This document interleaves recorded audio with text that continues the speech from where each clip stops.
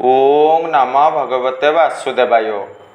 भक्त शरण आध्यात्मिक चैनल को मोर प्रिय भाई भाई मानू गुरुजन मानू अनंत कोटि प्रणाम जनाई मु श्री भक्तवत्सल प्रधान आज आपण मानक पई जने परम ज्ञानी सत्व गुणधारी राजा को उपरे कहानी रही। आसतु जानिबा। राजा अद्भुतमय दंड प्रदान कले। चारि जनकर गोटे भूल थिला, जुआ खेलुथिले। राज कर्मचारी माध्यम धरा पड़िले। राजा अद्भुतमय दंड प्रदान कले। जनकू 6 मास जेल भोग करिबा, जेल को गमन करिबा, जेल दंड भोगिबा को पड़िबा। राजा आदेश देले द्वितीय व्यक्ति को कौन कहले 500 टंका जुर्माना देवा को पड़िबा। तृतीय व्यक्ति को राजा 100 थर उठा बसा हेबार उठ बसबा दंड देले। पुणी चतुर्थ व्यक्ति को राजा जेल पठाई नथिले, अर्थदंड देई नथिले, उठ बसर दंड देई नथिले, 100 थर होइतिले ना। आपण भी एतिकी कहिथिले। एई कथाटी सुनिबा मात्र के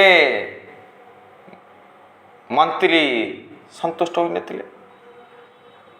समस्त तो समान भूल करछंती, समान दंड पाइबा दरकार। कौन पाई एभली कार्य कले? यह ठीक नथिला। तापरे राजा कौन करिवे? ठीक अछि, आसंता काली गुप्त भावरे एही 4 जन को साक्षात कर। मंत्री कारागार मध्य प्रवेश कले। देखा पाइले जो व्यक्ति को 6 मास जेल दंड प्रदान करा जायथिला ना, से स्थान रही जुआ खेलुचंती। द्वितीय व्यक्तिटी जे 500 टंका अर्थदंड भोग कलिथिले, से कौन करुचंती? एकांतरे रही जुआ खेलर अभ्यास करुचंती, प्रैक्टिस करुचंती। आगो को भल खेलिबी, ज्ञान हासिल करिबी। तृतीय व्यक्तिटी 100 थर उठ बसैतिले ना, एकांतरे बसिचंती, दुख करुचंती।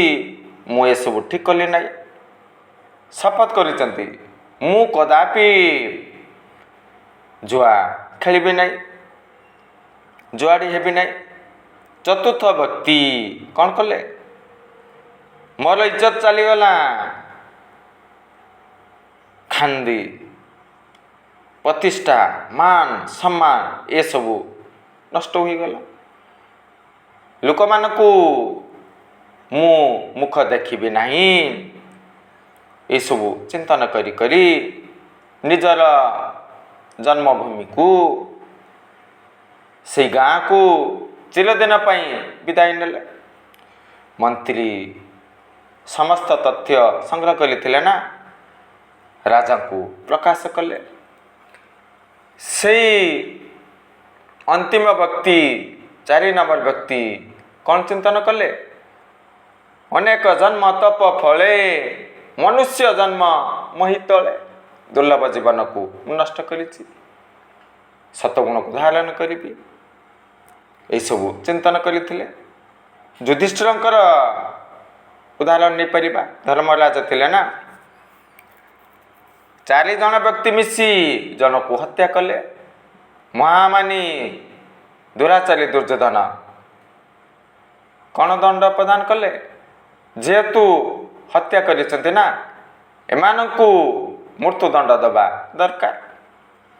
धर्मराज युधिष्ठिर शुणा मात्र के कौन कले?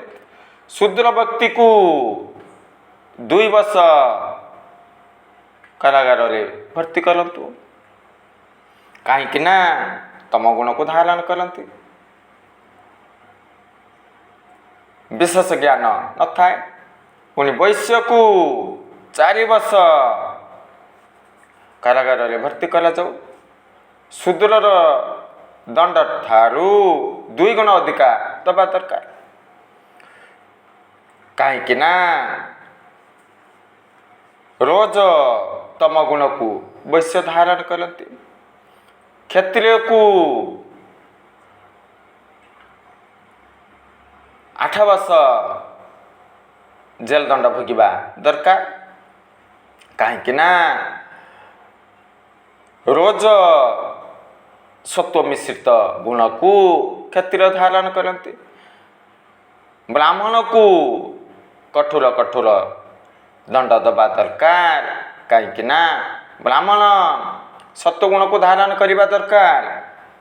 ହିଂସାଚରଣ କରିବା ଠିକ୍ ଥିଲା କି? ଅନ୍ୟକୁ ହତ୍ୟା କରିବା ଠିକ୍ ଥିଲା କି? ବଧ କରିବା ଠିକ୍ କି? ଏହିଭଳି ଭାବରେ ଧର୍ମରାଜ ଯୁଧିଷ୍ଠିର ଦଣ୍ଡ ପ୍ରଦାନ କରିଥିଲେ। ଠିକ୍ ସେହିଭଳି ଭାବରେ ରାଜା ମଧ୍ୟ ସୁନ୍ଦର ଭାବରେ ଦଣ୍ଡ ପ୍ରଦାନ କରିଥିଲେ। এই କାହାଣୀ ମାଧ୍ୟମରୁ ଆମ୍ଭେମାନେ ଏସବୁ ଶିକ୍ଷା ହାସଲ କଲୁ। ଜୟ ଜଗନ୍ନାଥ।